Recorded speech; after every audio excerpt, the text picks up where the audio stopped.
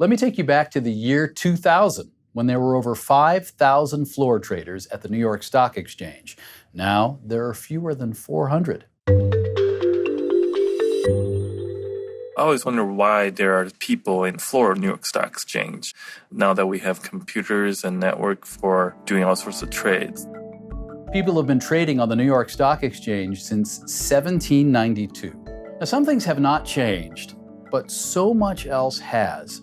Wall Street employment has always ebbed and flowed through the booms and through the busts.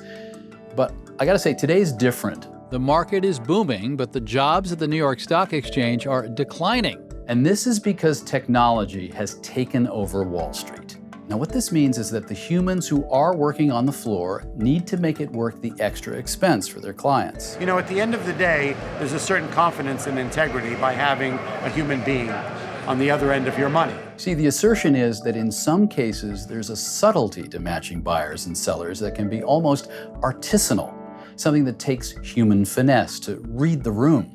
And Peter Tuchman believes that subtlety is important in making the overall system safer. That we have a system within the new technology where it's like flying a plane, okay? Let's say this plane represents the New York Stock Exchange. Autopilot is on, so the computer is doing all of the work. But when it hits bad weather, like when stocks begin to plummet drastically, autopilot doesn't cut it. That's when the pilot needs to take over the wheel and control the plane so it travels through the storm safely, something that algorithms can't always accomplish. But there is another reason there are humans. They look interesting on TV.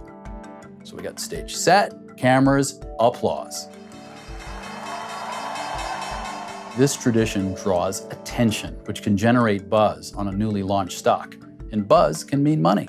The IPO of Snap up on the second day of trading, and now shareholders hoping the amazing debut doesn't vanish. Still, with the number of floor traders now in the hundreds instead of the thousands, are people still looking to get into this kind of work?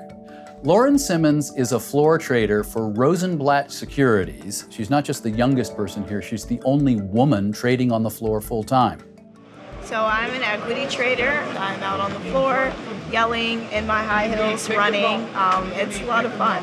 Here's how it works. Traders and brokers carry out the buying and selling for a client or an investment company while acting as the customer's eyes and ears on the floor.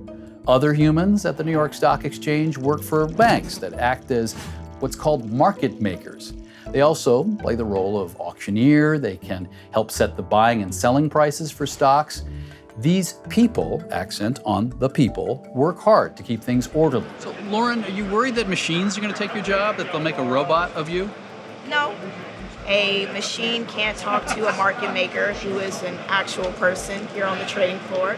Because you're on the lookout for something weird, too. Like, in other words, if you notice a trade makes no sense, you'll speak up. Right. And again, we communicate that to the market makers that are here on the floor. So that's not something that an algorithm can do. Some customers are willing to pay for what the exchange believes is upgraded, more personal service. All right, so do you need human traders on the floor of the NYSE? No, not technically. But it's remained one of the world's biggest exchanges because customers seem to like the personal touch. And ringing a bell in an empty room is not going to impress a lot of people. Thanks for watching this video. Please like, subscribe, and let us know what you've always wondered in the comments below.